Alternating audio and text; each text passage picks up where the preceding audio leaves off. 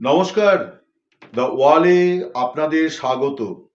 আজ আমাদের বিষয় খালেদা জিয়ার বিদেশ সফর নিয়ে তার দল বিএনপি কেন চিন্তিত। খালেদা জিয়া বাংলাদেশের সাবেক প্রধানমন্ত্রী এবং বিএনপির চেয়ারপারসন। তিনি মঙ্গলবার সন্ধ্যায় লন্ডন যাত্রা করছেন। বহু বছর পর তিনি বিদেশ যাচ্ছেন।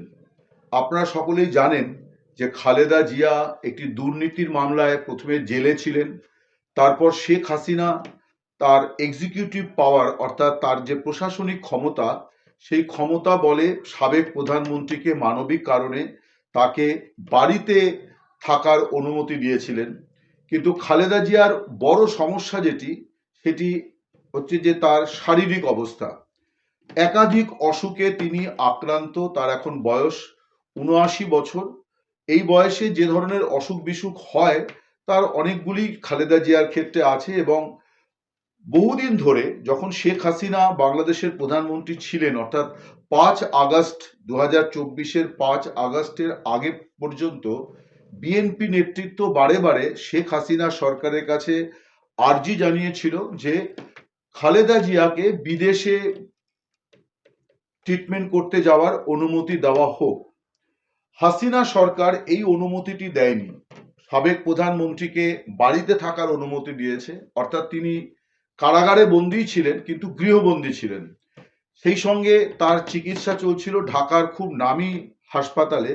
কিন্তু সেখানকার চিকিৎসকেরাও বলছিলেন যে তার শারীরিক অবস্থা যা, তাতে তাকে বিদেশে নিয়ে যাওয়া দরকার। খালেদা জিয়া প্রথমে লন্ডনে যাচ্ছেন। লন্ডনে যাওয়ার একটি কারণ যেমন চিকিৎসা, তেমনি আরেকটি কারণ হচ্ছে যে প্রায় ৮-৯ বছর হলো লন্ডনে আছেন বাংলাদেশের বিএনপির কার্যনির্বাহী চেয়ারপারসন। তিনি হচ্ছেন তারেক জিয়া, অর্থাৎ খালেদা জিয়ার ছোট ছেলে। তারেক জিয়া তিনিও একটি দুর্নীতির মামলায় অভিযুক্ত হয়ে তিনি দেশত্যাগ করেন এবং ব্রিটেনে তিনি এখন রাজনৈতিক আশ্রয়ে আছেন। খুবই জল্পনা আছে যে ফেব্রুয়ারির শেষে বা মার্চের গোড়ায় তারেক জিয়া হয়তো দেশে ফিরতে পারবেন, কারণ তার বিরুদ্ধে যে গুরুতর মামলাগুলি ছিল সেই মামলাগুলো একে একে প্রত্যাহার হয়ে যাচ্ছে। ফলে তারেক জিয়া হয়তো দেশে ফিরতে পারবেন। ইতিমধ্যে খালেদা জিয়ার বিরুদ্ধে যে মামলাগুলি ছিল সেগুলি সবই অন্তর্বর্তী সরকার প্রত্যাহার করে নিয়েছে। ফলে খালেদা জিয়া এখন মামলা মুক্ত। অর্থাৎ আগামী জাতীয় সংসদ নির্বাচনে তিনি যদি প্রার্থী হতেই পারেন, তার প্রার্থী হওয়া নিয়ে কোনো সমস্যা নেই। হয়তো তারেক জিয়ার ক্ষেত্রেও থাকবে না। কিন্তু আমি যে কথা দিয়ে শুরু করেছি ভিডিওটি, যে খালেদা জিয়া লন্ডনে যাচ্ছেন চিকিৎসা করাতে এবং ছেলের সঙ্গে তার দেখা হবে, এটা একটা শুভ মুহূর্তই বটে। কিন্তু বিএনপি নেতৃত্ব তারা যেমন একদিক থেকে খুব খুশি যে খালেদা জিয়া যদি সম্পূর্ণ সুস্থ হয়ে দেশে ফেরেন, তাহলে সেটা রাজনীতিতে একটা বড় মাত্রা যোগ করবে, এ নিয়ে কোনো সন্দেহ নেই। ১৫ বছর ধরে তিনি হাসিনা সরকারের বিরুদ্ধে লড়াই করেছেন এবং নির্বাচন, এই যে গত বছর ২০২৪-এর জানুয়ারিতে যে নির্বাচন হয়েছে সেই নির্বাচন বিএনপি বয়কট করেছে। এর আগেও বিএনপি নানানভাবে কিন্তু হাসিনা সরকারকে এক্সপোজ করার চেষ্টা করেছে। ফলে বাংলাদেশের রাজনীতিতে এই মুহূর্তে বিএনপি এখন খুবই গুরুত্বপূর্ণ একটা জায়গায় আছে। এবং অনেকেই মনেও করছেন যে ইমিডিয়েট যদি নির্বাচন হয়, খুব বেশি দিন যদি নির্বাচন না পিছোয়, অর্থাৎ ১-১.৫ বছরের মধ্যে নির্বাচন হলে বিএনপিরই সরকার গঠন করার সম্ভাবনা সবচেয়ে বেশি। এবং তখন প্রশ্ন আসবে যে কে প্রধানমন্ত্রী হবেন। ধরে নেওয়া যায় যে তারেক জিয়াই প্রধানমন্ত্রী হবেন যদি বিএনপি সরকার গড়ার সুযোগ পায়। যে কথা দিয়ে আমি বলছিলাম যে গতকাল অর্থাৎ রবিবার দিন বিএনপির শীর্ষ নেতৃত্ব, যারা স্থায়ী কমিটি, দলের স্থায়ী কমিটি বা স্ট্যান্ডিং কমিটির মেম্বার, তার মধ্যে মহাসচিব মির্জা ফখরুল ইসলাম আলমগীর আছেন, আরো অনেকেই আছেন, তারা খালেদা জিয়ার বাসায় গিয়েছিলেন তাকে বিদায় শুভেচ্ছা জানাতে, যে তিনি লন্ডন যাচ্ছেন এবং সেখান থেকে তার যুক্তরাষ্ট্রে যাওয়ার কথা, তারপর তার সৌদি আরবে যাওয়ার কথা, কিছু ধর্মীয় আচার অনুষ্ঠানে যোগদান করার কথা।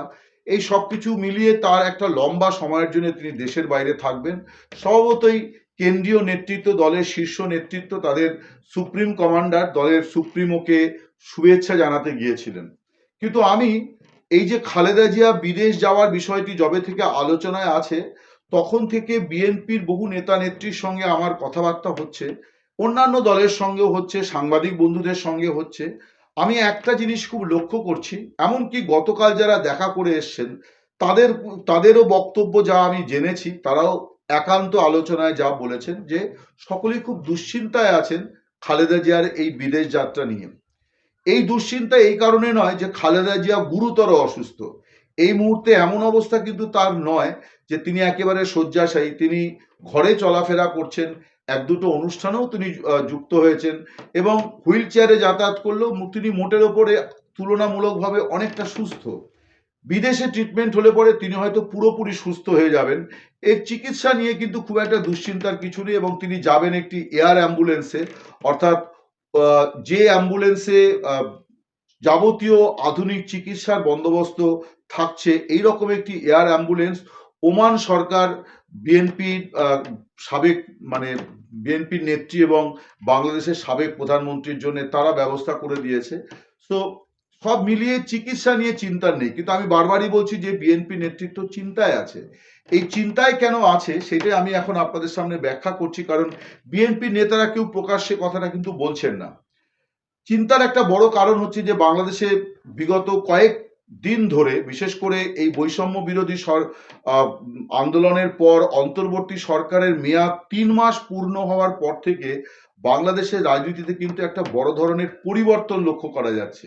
সেই পরিবর্তনটা হচ্ছে, যারা শেখ হাসিনাকে ক্ষমতাচ্যুত করেছেন তারা একটা কথা বলছেন যে আমরা একটা ডাকাত তাড়িয়েছি, তার বিনিময়ে আর কোনো ডাকাতকে আমরা ক্ষমতায় যেতে দেব না। কখনো বলছে আমরা একটা খাদককে হটিয়েছি, তার বিনিময়ে আরেকটা কোনো খাদককে আমরা বসতে দেব না। বলছে যে যাদেরকে আমরা তাড়িয়েছি তাদের যারা আগের সরকার, অর্থাৎ ঘুরিয়ে ফিরিয়ে বিএনপি আর আওয়ামী লীগকে মোটামুটি একই বন্ধনীর মধ্যে রাখার একটা চেষ্টা করছে বৈষম্য বিরোধী ছাত্র আন্দোলনের নেতৃত্ব, এবং সরকারের উপদেষ্টাদের কেউ কেউ এই একই সুরে কথা বলছে এবং শেখ হাসিনা এবং খালেদা জিয়া তাদেরকেও প্রায় একই বন্ধনীতে রাখার চেষ্টা হচ্ছে। যে আসলে এই দুটো দলই হচ্ছে পরিবার কেন্দ্রিক এবং এই দুটো দলই হচ্ছে ক্ষমতালিপ্সু এবং এই দুটো দলের দুই নেত্রী হচ্ছেন ক্ষমতালিপ্সু এবং তারাই নষ্টের গোড়া। এইটা হচ্ছে তাদের বক্তব্য। অর্থাৎ বিএনপি তারা যে 15 বছর ধরে হাসিনার বিরুদ্ধে লড়াই করলো, এইটাকে কিন্তু বৈষম্য বিরোধী ছাত্র আন্দোলনের এই নবীন নেতৃত্ব, অর্থাৎ যারা এখনো ছাত্র, তারা কিন্তু খুব একটা গুরুত্ব দিচ্ছে না।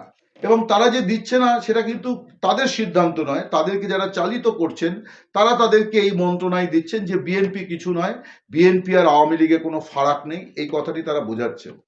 আমি যে কারণে চিন্তার কথা বলছি বিএনপি নেতাদের মধ্যে, সেটা হচ্ছে যে তারা একদিকে এটা মনে করছেন যে বিদেশে চিকিৎসা করানো ছাড়া নেত্রীকে পুরোপুরি সুস্থ করে তোলা সম্ভব নয়, কিন্তু তার মধ্যেও তাদের দুশ্চিন্তা আছে। দুশ্চিন্তাটা রাজনৈতিক। বাংলাদেশের রাজনীতিতে একটা -2 ফর্মুলা খুব জনপ্রিয়, যেটা এখন আবার আলোচনায় এসছে। এটা কেউ বলেন -2, কেউ বলেন -4। আমি একটু ব্যাখ্যা করি আপনাদের কাছে। যারা 2007-8 সালে বাংলাদেশে যখন তত্ত্বাবধায়ক সরকার ছিল, সেই সরকারের সময়তে একটা চেষ্টা হয়েছিল, বিশেষ করে আমেরিকার থিওরি এটা, যে বাংলাদেশের রাজনীতি থেকে দুটি রাজনৈতিক দল যারা দুটো পরিবারকে রিপ্রেজেন্ট করে, পরিবারের ক্ষমতা যে রাজনৈতিক দল দুটোকে, বা পরিবার কেন্দ্রিক যে দুটি দল আওয়ামী লীগ এবং বিএনপি, যাদের সঙ্গে আবার মুক্তিযুদ্ধেরও একটা মানে মানে খুব প্রধান যোগসূত্র আছে। আওয়ামী লীগ তো একেবারে মুক্তিযুদ্ধের মানে সামনের সারির সেনানী দল, অন্যদিকে বিএনপিতে বহু মুক্তিযোদ্ধা আছেন। এই দুটো দলের দুই নেত্রীকেই রাজনীতি থেকে মাইনাস করে দেওয়ার একটা ফর্মুলা নিয়ে অন্তর্বর্তী বা তৎকালীন তত্ত্বাবধায়ক সরকারের মধ্যে একটা আলোচনা চলেছিল যে দুই নেত্রীকেই গৃহবন্দী করে রাখা হবে এবং দুটো রাজনৈতিক দলকে এমনভাবে রাজনীতি শূন্য করে দেওয়া হবে যে তারা যেন আর ঘুরে দাঁড়াতে না পারে। এই যে বিষয়টি, এই বিষয়টি কখনোই সরকারিভাবে কারোর বলার কথা নয়, কিন্তু বিভিন্ন সূত্র থেকে এই বিষয়টি এসছে এবং সেই সময় যারা সেনাবাহিনীতে ছিলেন, তার কারণ তত্ত্বাবধায়ক সরকারটি ছিল সেনা নিয়ন্ত্রিত, সেই সেনাবাহিনীর নেতারা মানে প্রধানেরা তারা কিন্তু অবসর জীবনে অনেকেই বিষয়টি বলেছেন যে এরকম একটি প্ল্যান তাদের ছিল, কিন্তু সেটা বাস্তবায়ন করা যায়নি, সম্ভব হয়নি। এখন এটা -2, অর্থাৎ খালেদা আর হাসিনা তাই শুধু নয়, কারো কারো মতে অনেক সেনা মানে জেনারেল যারা পরবর্তীকালে অবসর জীবনে জানিয়েছেন যে এটা আসলে ছিল -4, অর্থাৎ খালেদা জিয়ার পুত্র তারেক জিয়া এবং শেখ হাসিনার পুত্র সজীব ওয়াজেদ জয়, এরাও যেন কখনো বাংলাদেশের রাজনীতিতে কোনোভাবে দাঁত ফোটাতে না পারে সেই চেষ্টাও করা হয়েছিল, ফলে এদেরকে যথাসম্ভব রাজনীতি থেকে দূরে রাখা। আজকের বাংলাদেশে যে পরিস্থিতিটা হয়েছে তাতে ওই যে -4-এর কথা আমি বলছি, তার মধ্যে শেখ হাসিনা 5 আগস্ট থেকে তিনি দেশে নেই, তার সরকার উৎখাতিত হয়েছে এবং তিনি দেশ ছেড়ে এসে ভারতে অবস্থান করছেন। শেখ হাসিনার পুত্র সজীব ওয়াজেদ জয়, তিনি অ্যাকচুয়াল মার্কিন নাগরিক এবং তিনি আমেরিকায় আছেন। মা যখন এরকম বিপদের মধ্যে পড়েছিলেন তখন তিনি দেশে ছিলেন না, তিনি এখন আমেরিকায় আছেন। খালেদা জিয়ার কথা বলি, তারেক জিয়া তিনি দুর্নীতির মামলায় অভিযুক্ত হয়ে আগেই দেশ ছেড়েছিলেন, তিনি লন্ডনে রাজনৈতিক আশ্রয়ে আছেন, সেখান থেকেই তিনি ভার্চুয়াল মাধ্যমে দল পরিচালনা করেন। অর্থাৎ সশরীরে দেশে আছেন একমাত্র খালেদা জিয়া। সেই খালেদা জিয়া বিদেশে চলে গেলে পরে মোহাম্মদ ইউনূসের সরকার কি রূপ ধারণ করবে এই নিয়ে কিন্তু অনেক সংশয় আছে। তার কারণ বাংলাদেশের রাজনীতিতে যে প্রতিহিংসা পরায়ণতা আছে, সেটা আজকে মামলা উঠে গেছে, কালকে মামলা হতে কিন্তু কোনো তার জন্য বাধা নেই। ফলে রাজনীতি কোন দিকে গড়াবে কেউ জানে না। এবং এর মধ্যে সবচেয়ে বড় গুরুত্বপূর্ণ যে বিষয়টি হয়ে উঠেছে সেটা হচ্ছে যে হাসিনা কেন খালেদাকে বিদেশে যেতে দিতেন না, এই আলোচনাটাও এখন চর্চায় এসছে, এই বিষয়টিও আলোচনায় এসছে। সেটি হচ্ছে যে হাসিনা ভয় পেতেন যে খালেদা জিয়া প্রাক্তন প্রধানমন্ত্রী এবং বিএনপির সর্বময় কর্ত্রী, তিনি যদি বিদেশে গিয়ে সরকারের বিরুদ্ধে মুখ খোলেন তাহলে বিদেশ থেকে অনেক বেশি চাপে পড়ে যাবেন হাসিনা। তাই তিনি কখনোই খালেদা জিয়াকে বিদেশে চিকিৎসা করাতে যাওয়ার অনুমতিটি দেননি। এবং আমি তখনও আওয়ামী লীগের নেতাদের মুখ থেকে শুনতাম যে তারা বলতেন যে খালেদা জিয়া অসুস্থ, কিন্তু এমন অসুস্থ নন যে বিদেশে চিকিৎসা না করালে তার মরণ বাঁচন সমস্যা হয়ে যাবে, এইরকম বিষয়টি নয়। বরং তিনি বিদেশে যেতে চান, তার কারণ তিনি লন্ডনে বা ইউএসএতে বা অন্য কোনো দেশে গিয়ে হাসিনা সরকারের বিরুদ্ধে লড়াই শুরু করবেন।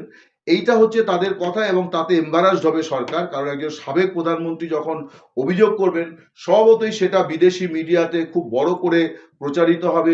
যে দেশে বসে তিনি কথাগুলি বলবেন সেই দেশকে খানিকটা এই বিষয়ে ভাবনা চিন্তা করতে হবে। এই কারণে হাসিনা তাকে অনুমতিটা দেননি, এটা মনে করা হচ্ছে। এখন কিন্তু সেই একই বিষয়টি আলোচনায় এসছে।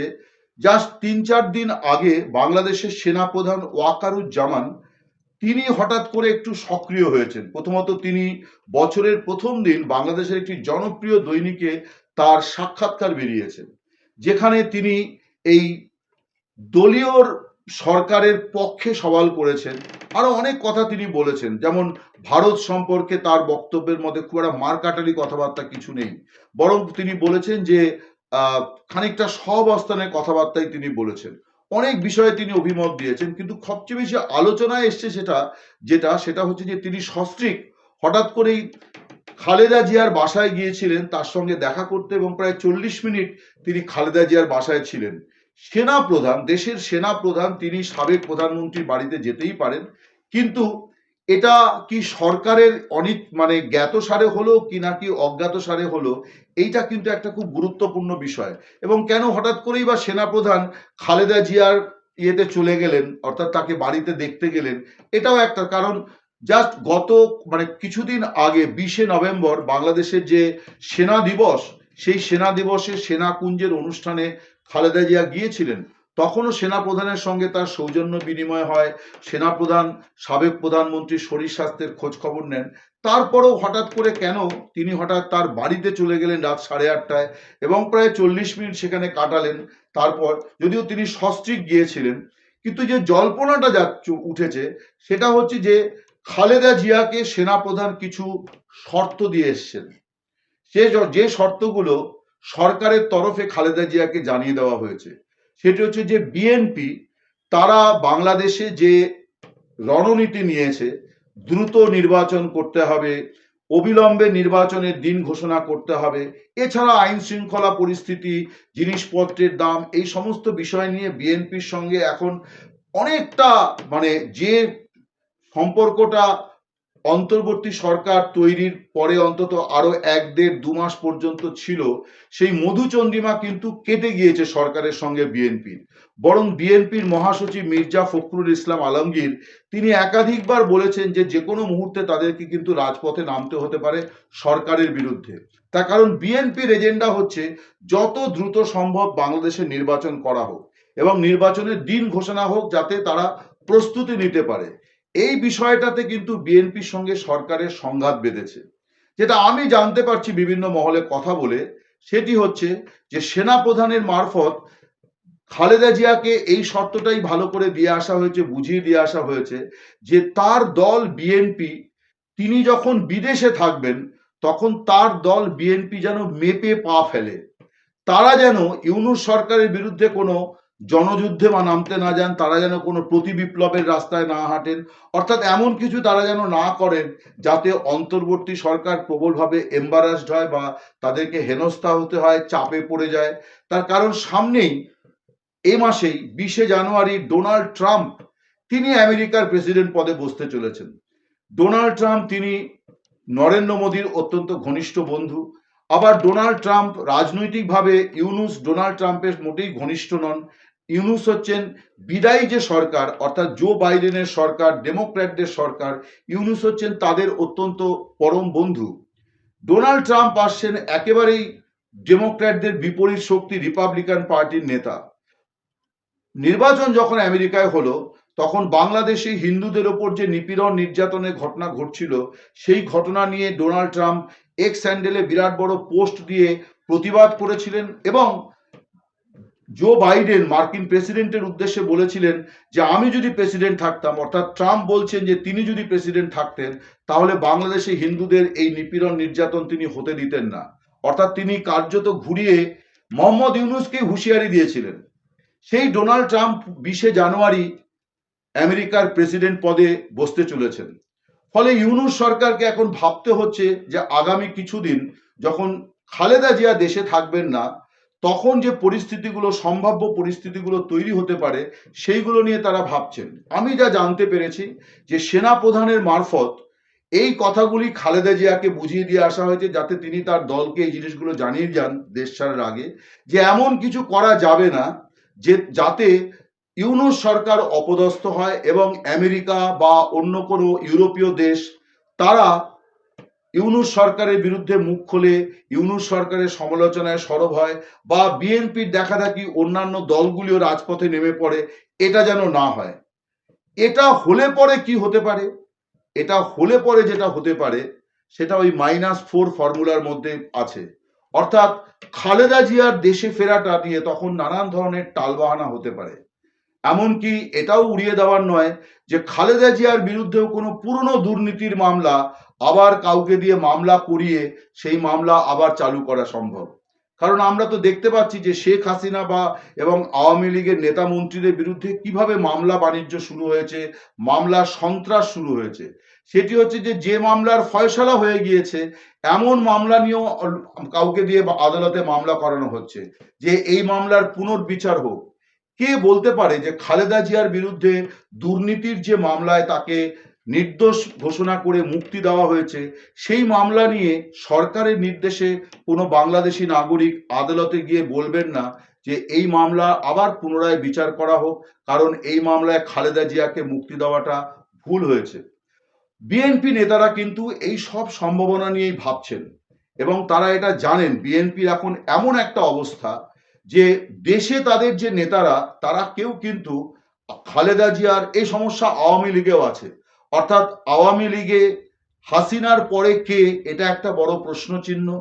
বিএনপিতে খালেদার পরে কে, এটা একটা বড় প্রশ্ন চিহ্ন। এই কারণে যতদিন না তারেক জিয়া দেশে ফিরছেন, তারেক জিয়া দেশে ফিরলে পরে খালেদার পরবর্তী নেতা তারেক জিয়া, এটা সবাই জানে, কিন্তু তিনি যে ফিরতেও পারবেন এই গ্যারান্টিও কিন্তু কেউ দিতে পারছে না। বিএনপি আশা করছে যে ফেব্রুয়ারি শেষে বা মার্চের গোড়ায় তারেক জিয়াও দেশে ফিরবেন, কিন্তু বিরাট বড় প্রশ্ন তাদের মনে যে খালেদা জিয়া সুস্থ হয়ে দেশে ফেরার অনুমতি পাবেন কিনা।